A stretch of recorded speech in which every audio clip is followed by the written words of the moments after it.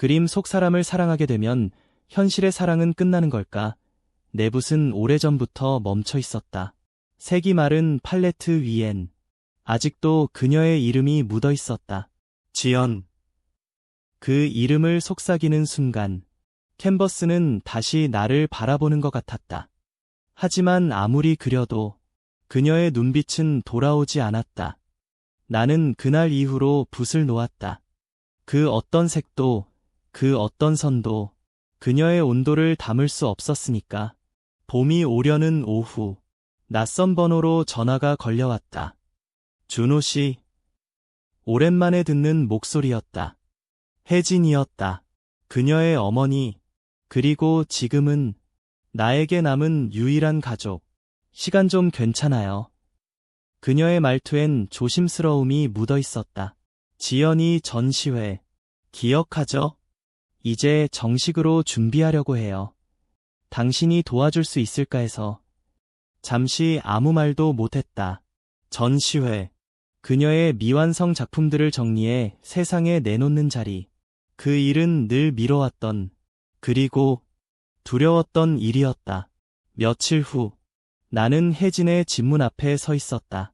문틈 사이로 익숙한 냄새가 흘러나왔다. 차향과 물감 냄새가 섞인 이상하게 따뜻한 향기. 오랜만이네요. 그녀가 조용히 말했다.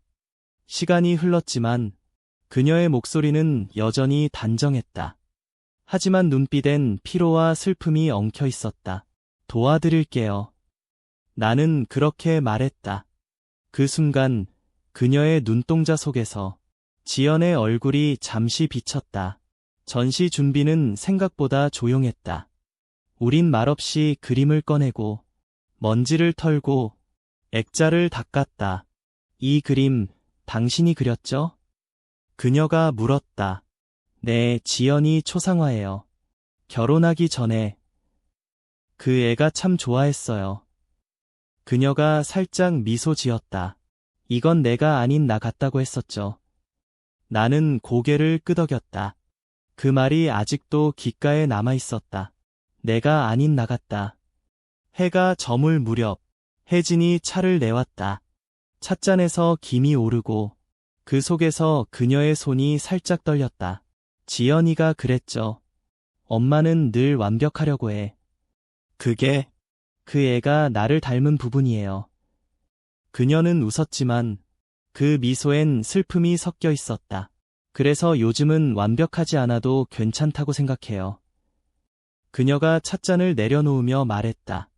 그림도, 사람도요. 나는 조용히 그녀를 바라봤다. 그 말이 마치 나를 향한 위로처럼 들렸다. 며칠 후, 그녀가 조용히 내게 부탁했다. 준호 씨, 그림 하나만 부탁해도 될까요?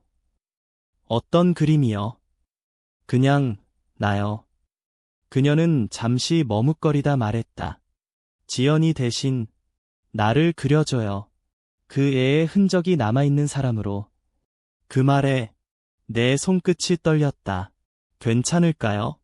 보는 사람이 뭐라고 할지도 모르는데. 괜찮아요. 그녀는 부드럽게 웃었다. 이건 세상에 보여주는 그림이 아니잖아요. 우리 마음에 남길 그림이니까. 그날 밤, 나는 처음으로 붓을 들었다. 손끝이 낯설지 않았다. 그리고 이상하게도 그녀의 얼굴을 떠올릴수록 지연의 목소리가 멀어지는 걸 느꼈다. 캔버스 위엔 아직 아무것도 없었지만 내 안엔 이미 하나의 이미지가 그려지고 있었다. 어두운 머리카락, 잔잔한 미소, 그리고 지연과는 다른 온도의 눈. 나는 속삭였다. 혜진 씨, 이건 당신의 초상화가 아니라 내가 다시 살아나는 그림이에요. 흐릿한 안개 그녀를 그리기 시작한 순간 나는 과거가 아닌 지금을 보기 시작했다. 사랑이 아니라면 왜 그 눈빛이 내 손끝을 떨리게 할까? 햇살이 유리창을 가르며 들어왔다. 가느다란 먼지들이 그 빛 속에서 떠다녔다. 그리고 그 사이 혜진이 앉아 있었다. 그녀는 가만히 내 시선을 피하지 않았다. 이렇게 오래 앉아 있어야 해요. 조금만요. 빛이 지금 제일 좋아요. 나는 스케치를 시작했다. 연필이 종이 위를 스치며 그녀의 눈매를 따라갔다. 하지만 그 선이 닿을 때마다 내 심장은 점점 빨리 뛰었다. 왜 웃어요? 그녀가 물었다. 아니요. 그냥 내가 우스워요. 그게 아니라 빛이 얼굴 위에 떨어지는 게 예뻐서요. 그녀는 잠시 나를 바라보다가 고개를 숙였다. 그 순간 그림 속의 그녀가 미묘하게 달라졌다. 현실보다 더 따뜻했다. 시간이 흘렀다. 찻잔의 김이 사라지고 햇살이 창문 위로 옮겨갔다. 쉬었다 해요. 그녀가 말했다. 나는 손을 멈추고 팔레트를 내려놨다. 그녀가 내 쪽으로 걸어왔다. 나 이상하게 느껴요. 뭐가요? 당신이 날 볼 때마다 그림 속의 내가 다른 사람 같아요. 나는 잠시 숨을 삼켰다. 그건 당신이 매 순간 달라서 그래요. 달라요? 네. 지금은 지연이랑 닮았어요. 근데 웃을 땐 전혀 다른 사람이에요. 그녀는 살짝 웃었다. 그럼 지금은 누구예요? 지금은 그냥 혜진 씨예요. 그 말에 그녀의 미소가 아주 천천히 하지만 확실히 변했다. 며칠 동안 그림은 점점 완성되어 갔다. 그러나 이상하게도 나는 완성될수록 더 두려워졌다. 그녀의 눈을 그릴 때마다 무언가 내 안에서 흔들렸다. 그건 단순한 그리움이 아니었다. 눈을 조금만 들어주세요. 그녀가 고개를 들었다. 그 순간 그 눈동자 속에 내가 비쳤다. 그림 속의 나, 그리고 현실의 나, 그 경계가 무너지고 있었다. 준호 씨. 그녀가 조용히 말했다. 이 그림 언제쯤 끝날까요? 곧이요. 그럼 나도 당신 손에서 벗어나겠네요. 그 말에 나는 잠시 붓을 멈췄다. 그게 두려워. 아니요. 그녀는 고개를 저었다. 그냥 이상하게 아쉬워요. 왜요? 누군가에게 이렇게 오래 바라보인 게 처음이라서요. 그녀의 말이 내 안 깊숙이 스며들었다. 그리고 그날 그녀의 눈 속 빛이 가장 선명하게 남았다. 밤이 되자 그녀는 돌아가려다 다시 멈췄다. 준호 씨, 그림이 완성되면 보여줄 거죠? 물론이죠. 그때 내가 어떤 표정을 하고 있을지 궁금하네요. 그녀가 떠나자 나는 홀로 그림 앞에 섰다. 캔버스 속 그녀는 조용히 웃고 있었다. 그 미소는 딸의 것이 아니라 그녀 자신의 것이었다. 나는 붓을 놓지 못했다. 손끝이 떨렸다. 그리고 스스로에게 물었다. 이건 예술인가? 아니면 다시 시작된 사랑인가? 초승달 그녀의 눈 속에 비친 나는 더 이상 슬픔에 잠긴 남자가 아니었다. 사랑과 죄책감이 닿는 순간 우리는 어디로 가야 할까? 그림이 거의 완성되던 날이었다. 창밖엔 비가 내렸다. 조용하고 길고 멈출 기미가 없는 비. 나는 그녀를 마주 앉혔다. 빛 대신 회색빛이 방 안을 감쌌다. 오늘은 다를 거예요. 내가 말했다. 오늘은 마지막이에요. 마지막이라니. 그녀가 고개를 살짝 숙였다. 이제 더 이상 고칠 부분이 없어요. 그럼 끝이네요. 그녀의 말엔 묘한 쓸쓸함이 섞여 있었다. 끝이 아니라 시작일지도 몰라요. 나는 그렇게 대답했지만 그 말이 내게 더 아프게 들렸다. 붓이 종이에 닿았다.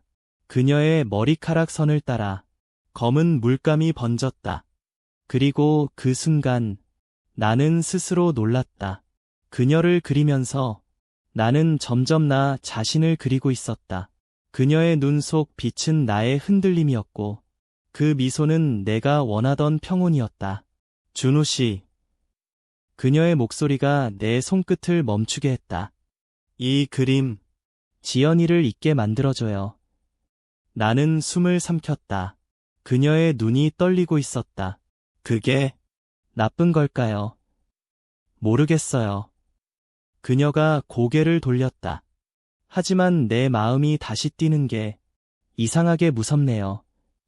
나는 붓을 내려놓았다. 혜진 씨, 무서워하지 말아요. 우린 그냥 살아있는 거예요. 그녀가 나를 바라봤다. 그 눈빛은 부드럽지만 깊었다. 살아있다는 게 이렇게 죄스러울 수도 있나요? 그 말에 나는 아무 대답도 하지 못했다.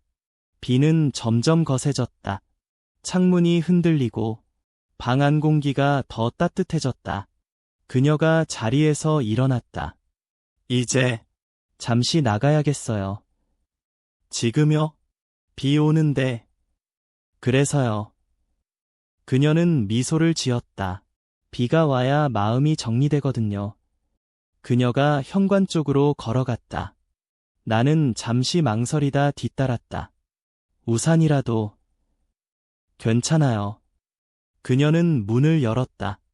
차가운 공기와 함께 자스민 향 같은 비 냄새가 들어왔다. 그녀가 나를 돌아봤다. 준호 씨. 네. 그림 다 끝나면 나 보여줄 거죠? 물론이죠. 그때 나 자신을 제대로 볼 수 있을까요? 그건 저도 몰라요. 그녀는 고개를 끄덕였다. 그럼 그때까지 나는 제 그림 안에서 살아야겠네요. 그녀는 그렇게 말하고 비 속으로 걸어나갔다. 그녀가 떠난 뒤 나는 캔버스 앞에 앉았다. 그리고 그림을 바라봤다. 비에 젖은 창문 너머 불빛이 번지고 있었다. 그 빛이 그림 속에 눈에 닿자 잠시 착각했다. 그녀가 나를 보고 웃는 듯했다. 이건 누구의 초상화일까? 나는 속삭였다. 혜진 씨의 얼굴을 그렸는데 결국 내 마음을 그렸네. 다음 날 아침 그녀가 다시 돌아왔다. 젖은 머리를 말리며 조용히 말했다. 그림 완성됐어요. 네. 그럼 이제 봐야겠네요. 그녀가 캔버스 앞으로 다가왔다. 나는 숨을 죽였다. 그녀는 그림을 한참 바라보다가 아주 천천히 속삭였다. 이건 내가 아니에요. 네. 이건 나를 보는 당신의 눈이에요. 그녀의 말에 나는 아무 말도 할 수 없었다. 그녀가 덧붙였다. 이 눈빛, 지연이를 사랑하던 눈빛이 아니에요. 그 순간 공기가 멈춘 듯했다. 그럼 어떤 눈빛인데요? 그녀는 미소 지었다. 지금의 나를 사랑하는 눈빛. 나는 한 발자국 물러났다. 그녀는 여전히 그림을 바라보고 있었다. 그림 속의 자신을, 그리고 내 마음을. 그녀의 그림자와 내 그림자가 벽 위에서 겹쳐졌다. 빛과 어둠이 맞닿는 순간 나는 깨달았다. 이건 사랑이 아니라 사랑이 다시 태어나는 과정이었다. 눈을 감아도 떠오르는 얼굴이 있다면 그건 잊지 못한 사람일까? 아니면 내가 되어버린 사람일까? 전시회 날 하얀 조명 아래 수십 점의 그림들이 걸려 있었다. 그중 가운데 하나의 그림만 천으로 덮여 있었다. 혜진의 초상. 그 이름 아래 작은 글씨로 써 있었다. To the one who helped me see the light again. 그녀는 그 앞에 서 있었다. 검은 드레스를 입은 채 조용히 손가락을 맞잡고 있었다. 준호 씨, 정말 이걸 공개해도 될까요? 이제 이 그림은 제 것이 아니에요. 그럼 누구 거예요? 그림을 본 사람들 거죠. 그들이 느끼는 게 진짜니까요. 그녀는 잠시 나를 바라보다 고개를 끄덕였다. 커튼이 걷혔다. 순간 전시장의 공기가 달라졌다. 사람들이 숨을 삼켰다. 그림 속 그녀는 슬프지도 기쁘지도 않은 얼굴로 그저 고요하게 세상을 바라보고 있었다. 아! 누군가가 속삭였다. 이건 초상이 아니야. 살아있는 사람 같아. 혜진은 그림에서 눈을 떼지 못했다. 그 눈 속엔 빛이 있었다. 그녀 자신도 몰랐던 새로운 생의 빛. 행사가 끝난 뒤 전시장은 조용해졌다. 사람들이 모두 떠난 자리엔 빛과 향기만이 남았다. 혜진이 내게 다가와 말했다. 이제 끝났네요. 그림이요. 아니요. 우리의 미완성한 이야기요. 그녀는 부드럽게 웃었다. 이제 이 집을 떠나려고요. 딸의 기억도, 당신도 이제 그만 가슴에 담아둘래요. 그 말에 가슴이 묘하게 시려왔다. 그럼 이 그림은요? 남겨요. 이건 당신이 다시 살아난 증거니까. 그날 밤 나는 전시장에 홀로 남았다. 그림 앞에 앉아 한참을 바라봤다. 조명이 꺼지고 빛이 천천히 사라질 때 그녀의 눈 속 빛만은 그대로 남아있었다. 나는 속삭였다. 이제 그 눈을 그만 그릴게요. 붓을 내려놓으며 마지막으로 그림 속 그녀에게 말했다. 당신은 내 구원이에요. 며칠 뒤 혜진에게서 편지가 왔다. 짧고 단정한 글씨로 언더라인 쌓인 준호 씨, 당신 덕분에 나는 다시 나를 볼 수 있었어요. 당신은 더 이상 슬픔 속의 화가가 아니에요. 이제 당신의 그림 속에서 나를 잊어도 돼요. 향기로운 차 한 잔을 끓일 때마다 우리는 여전히 같은 색을 기억할 거예요. 언더라인 쌓인 편지를 접자 종이 사이에서 은은한 향기가 흘러나왔다. 자스민이 아니라 물감 냄새였다. 몇 달 뒤 나는 다시 붓을 들었다. 이번엔 아무도 모델이 아니었다. 그림 속엔 빛, 창문, 그리고 희미한 미소만 있었다. 캔버스 위에 마지막 색을 얹으며 나는 눈을 감았다. 그녀의 눈이 떠올랐다. 그리고 그 속에 나.